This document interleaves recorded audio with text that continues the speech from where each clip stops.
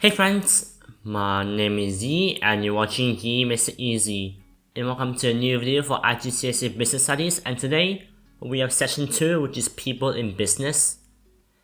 And for the first back point for session 2, it's 2.1, Motivating Employees. And by the end of the lesson, you should be able to describe 2.1.1, the importance of a well-motivated workforce, and 2.1.2, the methods of motivation, including these sub-specifications right here. Check out the pin increment for all the timestamps. But we'll move on now to 2.1.1, the importance of a well-motivated workforce, and the heading, why people work and what motivation means for different people. Motivation is the reason why employees want to work hard and work effectively for the business. And for why people work for a variety of reasons. The main reason why most people work is because they need to earn the money to buy food and the basic necessities for life. But some work is voluntary and does not yield any money. And here are the more detailed version of why people work, like money, security, job satisfaction, esteem needs, and social needs. Then we have the benefits of a well-motivated workforce: labor productivity, reduced absenteeism, and labor turnover. And here's a benefit. High productivity means high output per worker, and in a business usually it comes from a workforce that is motivated to work effectively, and from this comes increased profits. A well-motivated workforce gives benefit to a business, including number 1, high output per worker, which helps to keep costs low and increases the profit. Number 2, the willingness to accept change, like new methods of working. Number 3, two-way communication with management, for example, suggesting for improving quality. Number 4, low labor turnover, loyal workforce, which reduces the cost of recruiting workers who leave. Number 5, low rates of absenteeism, which reduces the disruption caused by absence from work. And lastly, the low rates of strike action to avoid damage to customer relations. And basically, here's the difference between a well-motivated and an unhappy worker. For a well-motivated worker, it increases its productivity, it increases its output, and leads to higher profit. For unhappy workers, they do not work effectively, they have low output and lower or no profits. Then we have the concept of human needs, like this hierarchy right here, the Maslow's hierarchy of needs. This basically is a study of employee motivation, and this person right here, he proposed a hierarchy of needs shown here. So from the top, self-actualization, like for example being promoted and given more responsibility, esteem needs, social needs, safety and security needs, and physiological needs. So here's the most basic one, which moves up to more like the rare one, but it's very important for the employees to have these needs.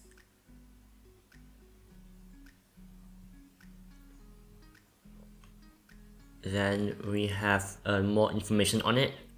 Most business managers now recognize that if employees are going to be motivated to work effectively, then the higher levels in the hierarchy must be available to them, with the highest one being self-actualization. Maslow also suggested that each level in the hierarchy must be achieved before an employee can be motivated by the next level. For example, once social needs, like over here in the bottom, let's go back, social needs in the third one. Once social needs are met, this will no longer motivate the employee, but the opportunity to gain the respect of following workers to gain esteem could motivate employee to work effectively. So let's go back. If you have this achieved, then the next one will only motivate the employee. But there are problems in that some levels do not appear to exist for certain individuals, while some rewards appear to fit into more than one level. For example, money allows basic needs to be purchased, but high pay can also be the status symbol. And managers must identify the level of hierarchy that a particular job provides, and then look for the ways of allowing the employees to benefit from the next level up in the hierarchy. For example, by providing a full-time job to workers in agriculture to fulfill not only their physiological needs, but also their security needs, which includes their job security and protection against danger, protection against poverty, and fair treatment.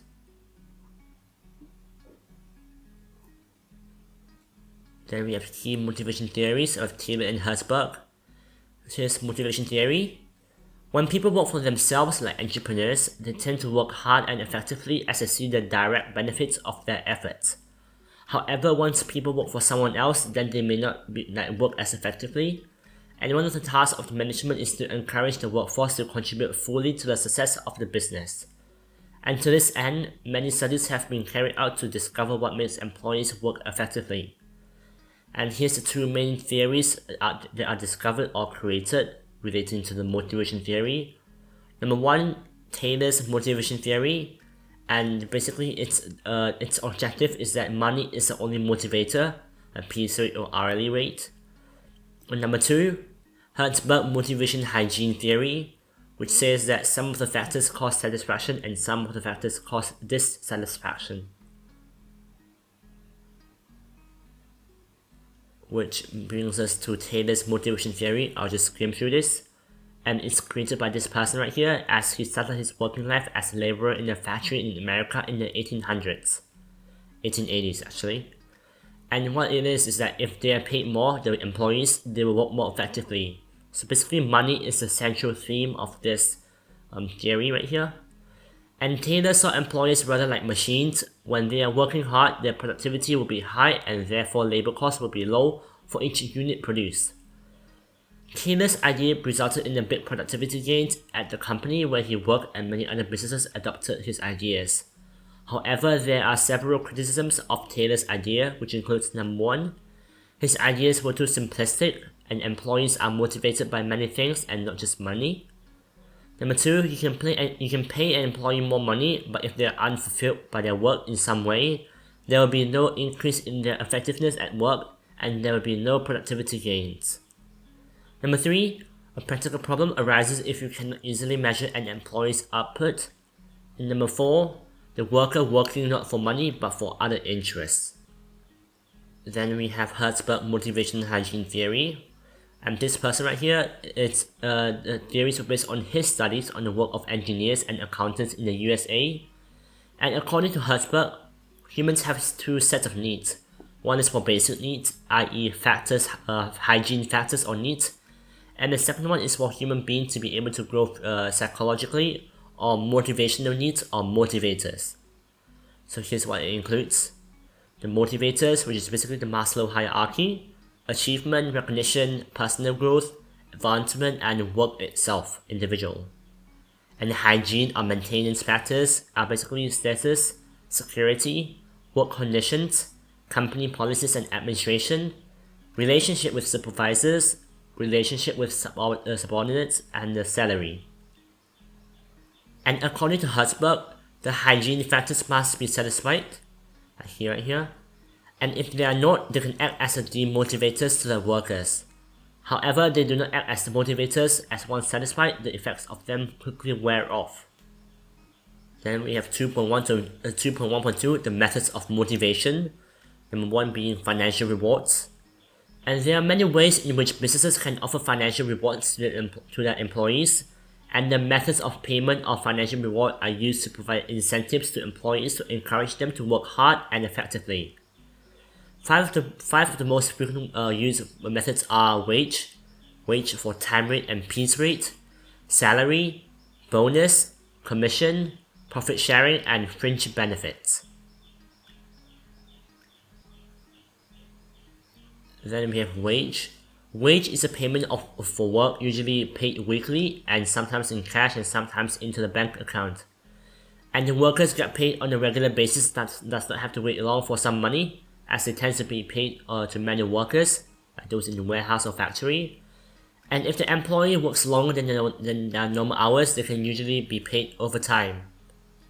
And some drawbacks. If the wages are paid weekly, then they have to be calculated every week, which takes time and money for the HR department. And wages clerks are often employed to perform this task. When calculating the wage to be paid, they can be worked out in like a number of different ways, which is time rate or piece rate, which we're going to look into here. Time rate. Time rate is payment by hour. For example, if an employee is paid $10 per hour and they work for 40 hours, then they will be paid $400. This makes it easy to calculate the worker's wage, and the worker knows exactly how much they will be paid for working a certain period of time. The possible limitations includes the hours worked are often recorded on the timesheet, which must be filled in and used to calculate the wages by the accounts department, and this system takes time. Number 2, the good and bad workers get paid the same amount of money, which is possibly some limitations. And often supervisors are needed to make sure the workers keep working and producing a good quality product. And this is expensive because more supervisors are needed for the business. Number 4, a clocking in system is needed to determine the number of hours worked by the employees. And time rate is often used where it is difficult to measure the output of the worker, for example a bus driver or a hotel receptionist. And then we have piece rate for the wage rate.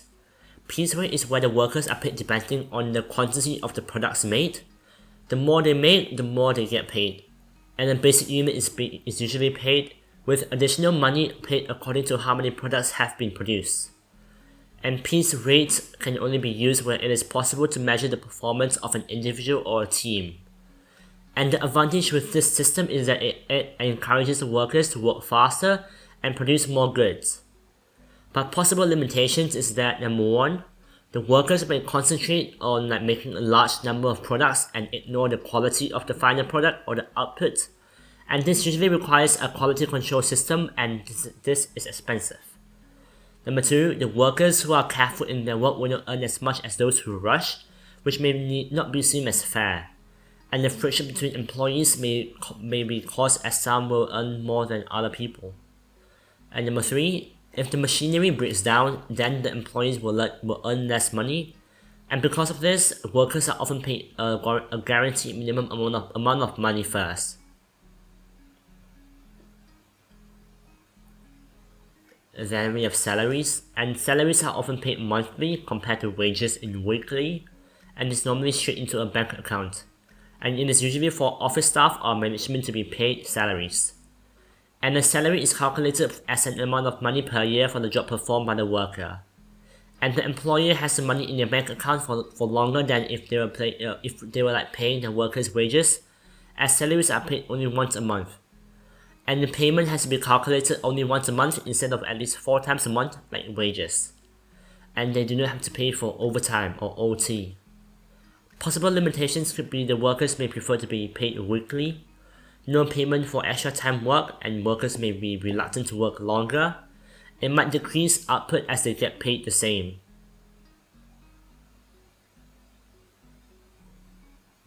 Then we have bonuses.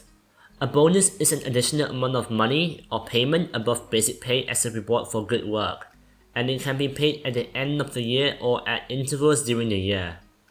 And bonuses do not have to be paid. A business can decide to pay a bonus just to an individual worker who has performed well, or to all of its employees if the business has exceeded its certain target. But possible limitations could be that bonuses can become expected every year if they are not paid. Then the employee disappointment can be difficult to manage. Number 2, if only one or a small number of workers are paid a bonus, then bad feelings can be caused as other workers resent this. Then next we have commission. Commission is payment relating to the number of sales made, and this additional payment are often paid to sales staff. The more sales they make, the more money they are paid, and is similar to the piece rate but only applying to sales staff. This encourages the sales staff to sell as many products as possible, and this should be good for the business as sales may increase, and commission is paid in addition to the existing wage or salary. But possible limitations could be if the sales staff are very persuasive and encourage people to buy goods that they don't really want, then the business may see its sales increase only in the short term but then only fall again as it gets bad reputation. And number 2, it can be very stressful for the sales staff because if they have a bad month, then the pay will fall. And number 3, there might be too much competition between sales staff to get the next customer who enters the shop. And they may have a system or a rule where someone goes first, like ordered rule. Then we have profit sharing. It is a system whereby a proportion of a company's profit is paid out to employees, and this additional payment should motivate the workers to work hard as they all receive a share of the profits earned by the business. and the rest of the profits will be paid as dividends to the shareholders or retained by the business. And it is usually used in the service sector where it is difficult to identify an individual employee's contribution to the increased profit. But possible limitations could be if a business makes very low profits or even a loss, then no profit sharing will be possible and leading to employee disappointment. And the profit share is usually calculated on the basis of an additional percentage of a worker's existing wage or salary, so higher paid workers will receive a higher profit share. This could cause bad feelings among lower paid workers who consider that they have worked just as hard as the higher paid workers. Then we have fringe benefits, and in addition to financial rewards, businesses may give other employees benefit according to the seniority of the job. And factory workers may get discounts on the business products, but they won't have a company car. Whereas a senior manager may have several non-financial rewards such as a house, car, and an expense account. These are sometimes called perks or fringe benefits of a job. Examples include a company vehicle, a car, discounts on your business products, healthcare paid for, children's education fee paid, free accommodation and share options, generous expense accounts, pension paid for the business and by the business, and free trips abroad or holidays in the company. Then I have non-financial methods, for example, job enrichment, job rotation, and these stuff. And there are ways other than pay that can be used to motivate workers and make them more committed to their job and work more effectively. And there are different non-financial methods such as job rotation, job enrichment, autonomous work groups or team working, training, and opportunities for promotion. Some of the motivation theories, particularly Maslow and Herzberg, emphasize that the important aspects of jobs are that they should give recognition, responsibility, and satisfaction to the people doing them and allow the employee to gain a sense of achievement from the work itself. And there are several ways in which a business can increase the job satisfaction of its employees, with number one being job rotation. And workers on the production line may carry out simple but different tasks, and job rotation involves the workers swapping around and doing each specific task for only a limited time, and then changing around again. This increases the variety of the work in the work itself and also makes it easier for the managers to move workers around the factory if people are ill and their jobs need covering. However, it does not make the tasks themselves more interesting. And here's just a diagram. Then we have job enrichment, and it involves looking at jobs and adding tasks that require more skill and or responsibility. Additional training may be necessary to enable the worker or employee to take on extra tasks. For example, employees may be given responsibility for a whole area of the work. If managers can design jobs so that they provide scope of fulfilling higher human needs, workers will often become more committed because they get more satisfaction from their jobs, and again, raising productivity. Then we have autonomous work groups or team working. Team working involves a group of workers being given responsibility for a particular process, product, or development, and they can decide as a group how to complete the task or organize the job.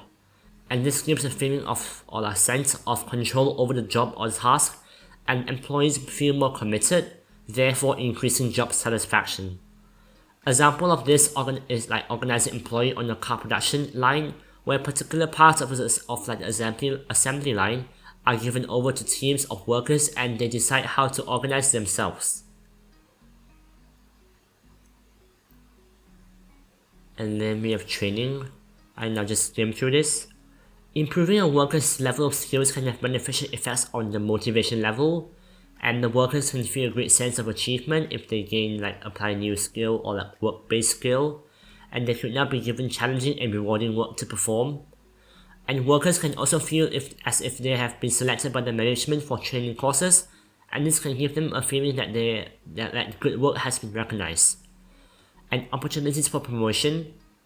Many businesses prefer to fill posts of responsibility like supervisors, team leaders, or managers.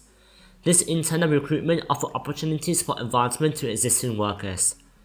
And not only does the business benefit from promoting workers who already know how it operates, but it also gains from better motivated workers. And employees offered promotion will feel recognized and have a higher status and will be given more challenging work to perform. And all of these benefits are closely linked to the views of both Maslow and Herzberg.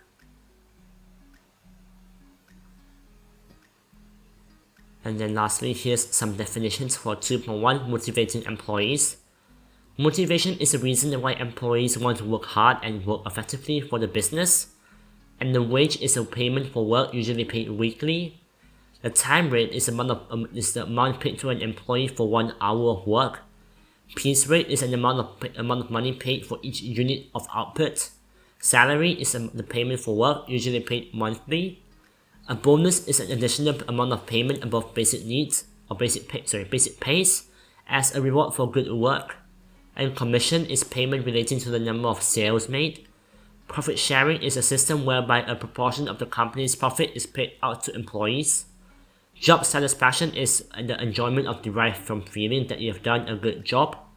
And job rotation it involves workers swapping around and doing each specific task for only a limited time and then changing around again. Then we have job enrichment, which involves looking at jobs and adding tasks that require more skill and or responsibility. Team working, which involves using groups of workers and allocating specific tasks and responsibilities to them. Training is a process of improving a worker's skills. And promotion is advancement of an employee in an organization, for example, to a higher job or managerial level. And that's it for this 2.1 video on 2.1 motivating employees for the first video for section 2 of IGCSE Business Studies. And I hope you guys found it useful and found it helpful, and if you did, please leave a like and subscribe and comment down below if you have any questions or criticisms. And also check out my Instagram in the description for more daily content. And I hope you guys have enjoyed this, and I'll see you guys in the next video. Until then, stay safe and happy learning.